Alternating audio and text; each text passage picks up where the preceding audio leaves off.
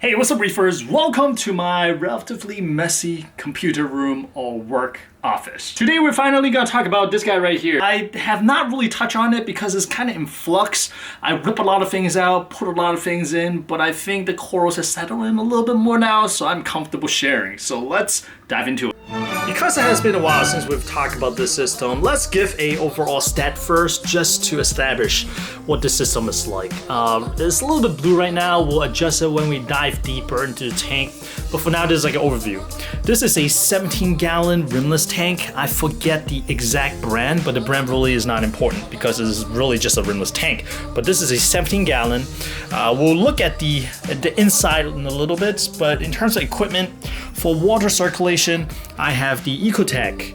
This is the MP10. This is the main water circulation for this entire tank. In terms of filtration, this year I added a skimmer. This tank has been up for 4 years at this point. I added a skimmer. I believe this is the Mini Q from Bubble Mangus. I think that's how you pronounce it. I got it from AliExpress for, I think it's like 60 or 70 bucks. So far I really like it.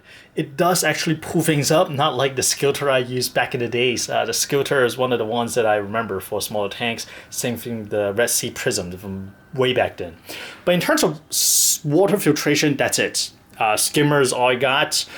In the past, I have tried using like filter floss and stuff like that in here, but ultimately just not worth the effort. I've also sometimes put in Chemi Pure. Is it Chemi Pure? Chemi Clean Blue. I think that blue one is the one I use. It has carbon as well as the GFO as needed. But again, totally not necessary. So eventually I just run without. So in terms of water filtrations, this is it. No mechanical filtration, no chemical filtration except for a skimmer. And a skimmer is a new addition, so it's definitely not required for a small system like this. Assuming you keep your bioload low, you have some way to really export the waste. In my case, I believe the mangrove really help. Or you got macro algae growing, or you do good water change. I just name off a lot of things.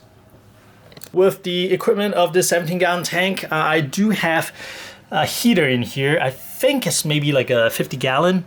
I'm pretty partial towards titanium heater because I believe they don't crack as easily as the glass. I've had bad luck with glass in the past, but the Seche glass I do like as well, the contactless heater. That's the one I'm running in a 135-gallon downstairs. For a small tank, keeping the water level consistent is really important. For me, in this tank, I use the Auto Aquas, the ATO. The reason I have this little box right here is because I use one of the product called the Sumpless ATO. Is it Sumpless? I think it's called Sumpless ATO. It has a fancy little box here. The only reason I have this is just so that I can put some media packs in it. It serves almost like a little media basket. One little issue with these optical sensor ATO is the pump inside has a tendency to burn out for me. I seem to have to replace those little pumps once a year. So I'm not sure if it's just because of me, of how I run things, but that's kind of like the experience I have so far. And down here I have a little reservoir. I believe this is like a 5-gallon reservoir I just picked off of Amazon. And this, I think it looks decent. I mean, it's kind of dirty, ignore these, but it's decent. My system, for whatever reason, whether it's the evaporation rate in this room or the mangrove, I think it's probably a combo of two, drinks water like crazy these days. I think I have to refill this every week and a half or so. It basically just soaks up all the water really quickly. And working our way back upwards, you may be wondering what is this? This is a cheapo auto feeder that has been working decently well. I got this from Amazon. I think it's like 20 bucks or 25 bucks. You can program it to feed either 1, 2, or 3 times a day. And you can adjust how large opening is, and you also see that I took a trick from the Eheim auto feeder that I had to modify as well. I just put some electric tape on one side to make the opening even smaller, so when it starts to feed, which it does by rotating the drum, I think once or twice, it will dispense certain pellets. So it's been working out for me. I think I feed like 2 or 3 times a day in this tank. And down here, you may be wondering what's going on here. This is a 8 crate jump guard.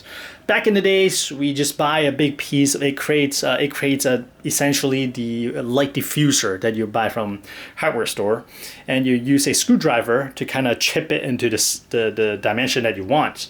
However, I was able to find this, I think it's on either Amazon or AliExpress. I think this is from Amazon. It also comes with these kind of clips, and the acrylic is transparent, which honestly doesn't look that different.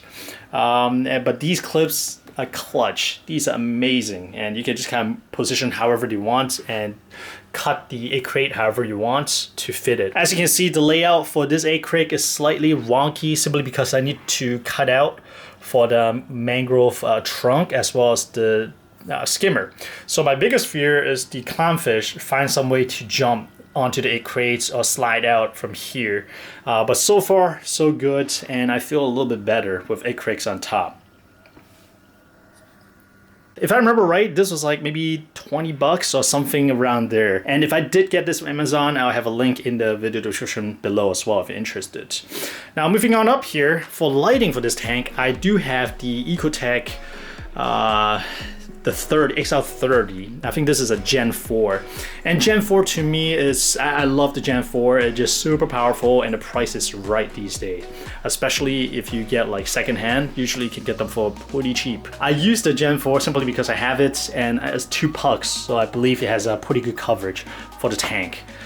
So far it has been working well for me. If you're shopping for a light for a tank that is smaller than 20 gallon, there are plenty of options out there that does a similar job with fantastic result as well. So don't think that you have to go for the super expensive stuff. Again, I'm using it because I have it on hand and I figure, okay, this is a great size for this tank for the coverage. All right, last bit of equipment for this tank are these guys right here. These are grow lights for the Mangrove tank. And one thing I realized I did wrong in the past of Mangrove that caused me to not really have too much success with them is that I treated Mangrove almost like an afterthought. I may stick it in the sump or I stick it in the bag where it's not under a light and it will just kind of rely on the Reef lights. But when I started giving the Mangrove the proper respect that it wants, it's a separate thing, treating it as a separate thing. It's not part of the reef tank, right? The root is in the reef tank, yes, but like the tree itself is a tree, it's a plant. Once I start treating it that way, I started finding success. Meaning that I give it its own light, it has its own needs. It does maybe it doesn't like the blue spectrum as much as a food spectrum. So these are cannabis growing lights. These are from Spider Farmer from Amazon as well. Sometimes they have fantastic deals going on. I think I snatched both of these guys when they go on sale. And they have a dimmer. And I do believe you could also daisy chain them as well, which I did not do. They are on a timer. They actually come on at nights when everybody's sleeping. So it's not, I cannot work with these lights on. It's just a little bit too bright. But as you can see, Mangrove absolutely love them. And I got both of these from Amazon, just like I mentioned before. Everything I use, if I get them from Amazon, you see them in the video description below as well. Again, fantastic light. If I've known that, I started with one and then I added one more. If I'd known, I would have get like the full panel one so that it just looks a little neater, because right now it looks kind of wonky. All right, so that kind of wraps up an overview in terms of the equipment that's running the tank. Let's dive in and get a proper update on the coral, the fish, and the mangrove. All right, ladies and gentlemen, for the sake of how the reef tank actually looks, I put on an orange filter. Without orange filter, it looks kind of like this, which is a lot bluer on camera than in person. What you see here is roughly what I see in person. Maybe in person it's a little bit more blue. Now, traditionally, I'm a fan of more white, small tank like this that may have soft corals, because a lot of soft coral, they seem to display a little better under whiter lights. But because of certain corals I have in this tank, namely the gold torch, as some of these frog spiny hammer, they just shows a little bit better in blue. So I just tweak the light to be a little bit more blue than I normally would run a nano tank like this, especially with macro algae. Even though if you look now, you don't really see much macro algae at all. I think the corals outcompeted. I have a bunch of those like red macro, like right there. It was filled here, but I was ripping them out and dumping corals in, so I think the coral just took a hold, and we'll see how it goes. I feel like the dominating species for this particular nano tank keeps changing over time, so it's kind of interesting too. But enough of that. Let's talk about the inhabitants. First up, simply because they are just roaming all over the place, let's talk about these clownfish right here. Yes, these are the pair of Ocellaris clowns from Sea Puppies, Florida. I got them at pretty good deal. Thank you so much for the kind offers. So I got these guys and I've had them for about 2.5, 3 months. Has it been? Maybe even longer now. They have grown quite a bit. They are super healthy. They're a little bit on the smaller side. So at one point I was thinking about maybe I should introduce them to a 135-gallon tank. But I thought maybe we'll just let them grow out a little bit more first. And I was a pain in the butt because I kept trying to pick like the color pattern. And ultimately I picked these guys because if you look at the female, when it turns around, it actually has a single large spot similar to the one that I had before. So I was like, oh man, yeah, I gotta get him, or her. And the male is kind of cool because he looks like he has a helmet. So here's my second attempt at trying to get these guys to mate and hopefully breed. They are inseparable now, so I do think that they paired up. One thing you did notice is that there is no sea anemone in this tank. For the longest time, I tried to keep a Colorado sunburst anemone that was in the 135 in this tank, but it simply was not happy. It will stay in one spot, and then after a couple weeks, it'll move, and then it'll just keep roaming, moving upwards. I feel like maybe it's not getting enough light, or the flow is not to its liking, but it just could not settle down. So instead of trying to fight it, I just moved the sea anemone to the 135, and the clown to stay here for now because they seem happy. I feed at the moment TDO. I do these TDO that I have left over, as well as this guy right here, the hatchery diets from Sustainable Aquatics. And once in a while, I do also feed the prime reef flakes from Ocean Nutrition. Fantastic flake food. All the fish go crazy about it. I don't know too much about the nutritional value. I just know all the fish absolutely go nuts over them. I have not fed Benepets to this tank yet, simply because I only have one jug or one bottle, and it's in the basement. It's just easier because I have this sitting around, and I've had this for a while. So I just feed the fish these guys. And I do also feed them freshly hatched baby brine shrimp, simply because I feed those to my 145 as well, so I have them handy. So sometimes just kind of give them a scoop. So that's in terms of feeding for this tank. We'll talk a little bit more in terms of the maintenance of the tank as well as my dosing parameters for this tank. But let's take a look at the corals as well. The corals are mostly dominated by LPS at this point. Like I mentioned, like this tank, it just changes. Initially, it started out as a Macro Algae Tank, as some of you guys may know, and then it turns into like a Gorgonian Tank, and then it turns into like a soft coral tank dominated by the finger ladder. And then the finger ladder decided to kick the bucket and took down like most of the tank with it, including a pair of clownfish. Rest in peace. So this time around, because I have a lot of LPS outgrowing the 135, I figured I'd just shove them all here, and I thought it's a pretty nice look. I do need some color variation as well. Down here, these two are actually Fiji yellow leather from two different sources. This one did start out yellow. That's one of the original one that I have from the Q tank days. I got the big piece back, I chopped a small piece, kept the frag here trying to color it up, but as you can see, not much success. The other one came from another hobbyist, but unfortunately it's not taking on the yellow as well.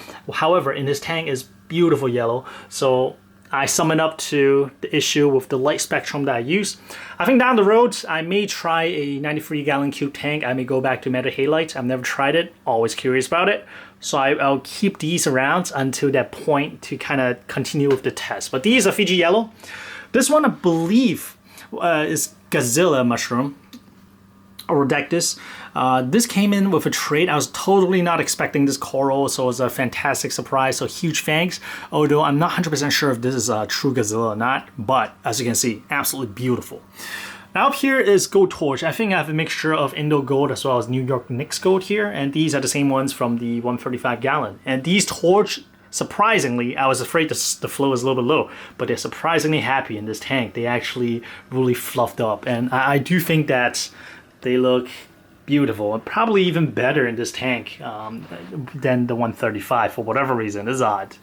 And of course over here are some of my favorite corals. A lot of people ask me what is my favorite coral, and if I have to pick just one, it may be the frog spawn. It's an all-rounder. If I have to pick two, Space Invader Pectania. These are like the bulletproof, rock solid, great starter coral as well. And as you can see, these branching frog spawn, they just do really well in the 145, to the point where I got to stop pulling them out and just kind of chucking them in here because I got no other place for them.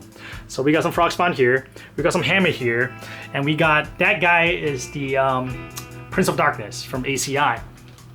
If you look at the last video, I talked about the other two hammer from ACI that are from the quote-unquote royal line. We have the King hammer, which is solid gold, and we have the Princess hammer that looks almost like a hollow. Those two look fantastic. The Prince of Darkness, it looks kind of like a greenish, purplish, tannish color. Doesn't really quite do it for me. So I just kind of send it up here, hoping that maybe it would do something a little different under a different type of light. And of course, looking from top, you see we have Xenia all around the wall. It used to be even more, but I think like with the hammer and the frog spawn, it's just kind of keeping them in check, stinging them backwards. I did not intentionally grow them onto the side walls and the back walls. They just kind of naturally occurred. I love that look though. I may have mentioned it in the past, but when I was young, when I was going to college, there was a local fish store in Baltimore. It's called Aquarium Center. And they have this small, I think it's like 14-gallon Nano tank cube, and just filled of just Xenia, nothing else but Xenia and a pair of clownfish. Or it could just be one clownfish and then tiny wrasse swimming around. That left impression. I love that look. So I do love the fact that accidentally I was able to create that look. It was a happy accident. So Xenia somehow made it onto the mangrove trunk as well, or one of the roots, and start spreading on there, which is awesome look as well. Same thing over here. We got some Rasta zoanthid that just accidentally started growing on there and just started growing up here. I was hoping for more coral growth along the roots up here, but it looks like the only thing growing is bubble algae at this point. Actually not true. There's a small piece of finger ladder that survived. A little piece of finger ladder that used to dominate this tank. So I have maybe like tiny piece like this that's kind of coming back a little bit. I see a piece there and I see a piece up there. So hopefully these will grow out, because again, that finger ladder look absolutely beautiful when you give them the proper environments, under the proper lighting, meaning under white light it looks fantastic, under blue light it just looks dark and not beautiful at all. It just looks like this. Actually, my finger is a good representation of the color. Yeah, so if you give it the white lights and the proper flow, the polyps are really fuzzy. It looks fantastic. So I'm kind of happy to find that we do have remnants of the finger ladder here as well. So wrapping up the inhabitants of this tank, we also have odds and ends. For example, some green star polyp that I have on a rock here. I have the a frag of the Japanese Nephias in there for safekeeping. I actually have a huge letter from my friend Joseph. I'm not sure if you can even see this from the front. You probably don't even know it's there. Look. Yeah, you can't really see it, but that guy is like that big right now, and the top is being stung. I have a frag of the Vraha Rampage that's tucked away here that people probably can't even see. While looking here, just check out the roots. This is insane. A lot of people asking, am I worried that the mangrove roots may bust the tank one day? I'm kind of worried, but at the same time, I'm kind of like an ostrich, just kind of burying my head in the sand, right? I don't want to think about it. But my feeling is that once it pushes against this, it's probably going to go back towards inside the tank, because there's not as much resistance, right? The path of least resistance, at least I hope so. And I just noticed, look at all these. What? Oh, these are there's a keyhole limpets, or one of those chitin or whatever it's called. So these are definitely not flatworms. That's what I was worried about, but no, it's not. It's those half shell, maybe a limpets of some sort. And sometimes I'll see collections of Bristol worm here too, just to kind of gross myself out right here. And if you look back here, you see all these intense roots. And down here as well, you can see all the, oh man, dude, I didn't even know it goes, this goes deep. I think everything at the bottom now, look at this, right here, you see, let me move my Pokemon cards. All these roots. I guess, forget the sand bed. This is like a mangrove roots bed. This is intense. I know as I was reorganizing a tank, these roots have already come up and spiraled within the self already, so it's like a chunk. I mean, at this point, you could even say that I could just safely remove the sand, but I won't do that because sand provides a lot of surface area for the beneficial bacteria. But in terms of the overall stability to keep things where they are, like holding coral in place, the mangrove roots are definitely doing that. It's not even so much putting things on the sand or like at the bottom of the tank. the glass bottom. So the mangrove is definitely taken over now. All right, well, this is actually a good time to transition over talking about this guy right here, the mangrove. Okay, so this mangrove, can I call it a tree now? This mangrove tree has had a pretty intense life, interesting life. For the first half year or so, this whole system was just kind of sitting in my kitchen on the floor. Just a tree stuck in there, or the branch at that time, just branch stuck in there, water running to kind of keep it going. And I moved it up to the tank, up here, and then we started hanging lights up here. That's when the growth really started taking off. I started dosing a little bit more magnesium in this tank. We gotta talk about dosing at some point too. And at some point, without me knowing, the tree just started growing.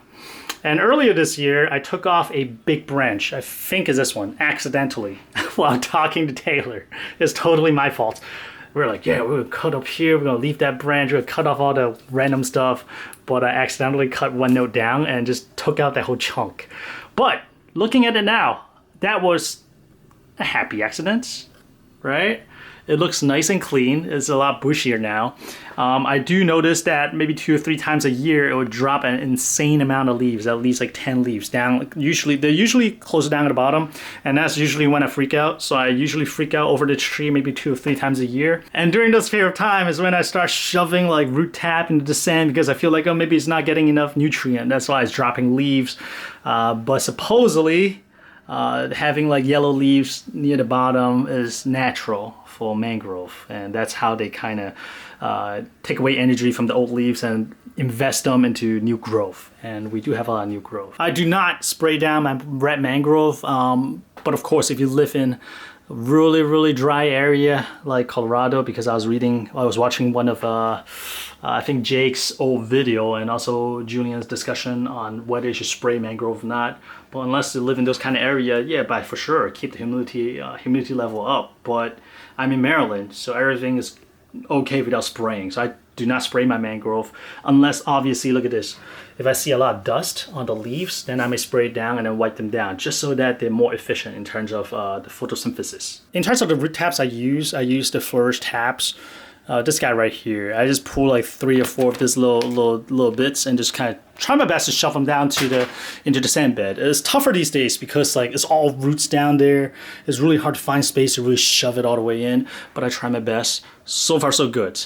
And I think it's almost time to chop them back again because they are getting tall enough to hit the light. And when they hit the light, there's a risk of them being burnt, right? And also they'll do some funny things like this. They'll like curl inwards towards the light, etc. So I'm gonna cut it again. So when I chatted with Taylor Inland Reef about keeping mangrove, we went in depth.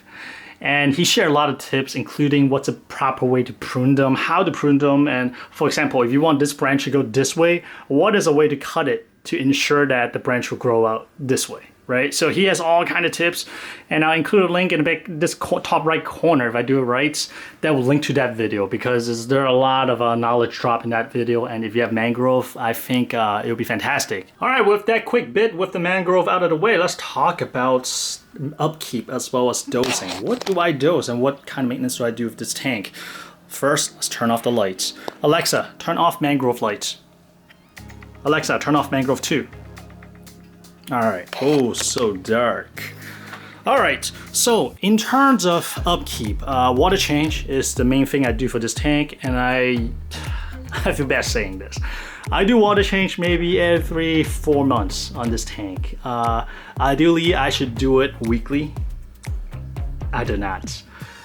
On average, probably every 4 months. Or every time I do like a large rescape, then I kind of just build in a water change. I'll suck out some obvious dirty stuff and just kind of refill the water. I think it works simply because I keep such a small bio load, which is just a pair of clownfish, and I have some larger exports, for example, the mangrove tree. However, the mangrove does not really uptake that much nutrient compared to macroalgae, from what I understand. So really don't count on the mangrove to be your main source of phosphate and nitrate export, because they're not going to be as efficient as the macroalgae, but it is there to help. So I do have that. I do have the coral density to help. I do have the red macro, which died back because maybe things started, I did the water change and maybe there's less things in there now, but I do have that. I also do have, as much as I hate them, the bubble algae that I harvest. maybe every 3 weeks or 4 weeks or so. But during the water change, I'll definitely do water change as well as harvest, pull out a bunch of those bubble algae. So this tank is definitely not in the meticulous club. This tank is more in the hands-off, just let wild take care of itself club. The skimmer, after I installed it, I have to dump it every 2.5, 3 weeks or so. But I do tweak the amount of skim, how thick the skim it is as needed. Because I feel like, okay, if the coral's not looking too hot, if I don't have time to do water change, let's skip it a little bit more wet, and then we'll work on it later. But overall, it's just super hands-off. And in terms of dosing the tank, I don't really dose the tank. Except for magnesium. So I do magnesium mainly for the mangrove tree because I understand that the mangrove tree also uptake magnesium. Sometimes I do a little iodine. In fact, I have those little dropper bottle here. I have all the elements, but I don't really have them up here because I don't dose them. I do also dose some iron because keeping in mind that this was a macro algae tank before and this is a plant, so they do use iron as well. So I do magnesium, I do iron. One point in time I did do a little bit of nitrate as well, but these days I don't really, because once I stopped it I didn't see any difference. Probably because the tank's dirty enough already. It probably has nitrate and phosphate in there in spade. I don't test this tank pretty much at all. I haven't even checked the salinity. I done maybe one ICP last year just because I was curious, and it was not super far off from the 135. Of course, some of the major and minor trace elements is not quite there. But again, I'm just keeping LPS and macro and the plants in here. And the corals look happy. That's the most important things. Corals look happy. Color are expected except for the Fiji yellow leather, so I don't worry about it. It's a super, super, super simple tank. Super simple tank. This is a joy.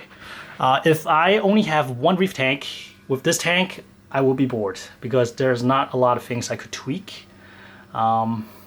Yeah, there's not much more to say about that. Maintenance every 4 months, do a water change or as needed, but typically it's about every 4 months. And top off water and you're done. Yeah, reef tank does not have to be complex, does not have to be time consuming. It's just a matter of what you want out of the hobby. So there's that. Well, there you have it. Finally did an update on the 135. I keep saying 135. Finally did an update on the 17-gallon mangrove tank. What do you think? Between a simple setup like this or a more complex setup like the 135-gallon in the basement, what is your preference? At this point in time, I would love to set up a larger tank that is like this in spirit, maybe a little bit more complex. I can monitor the alkalinity, but something like this definitely fit my lifestyle a lot better these days with 2 kids running around. But 135-gallon, it's already up and running, everything's set up. It's not so much autopilot, but it is there, so I'll keep it going for as long as it stays running. But in terms of this tank, it's kind of like set it and forget it, just top off the water, so I love it, and I hope you guys love it too. See you guys next video.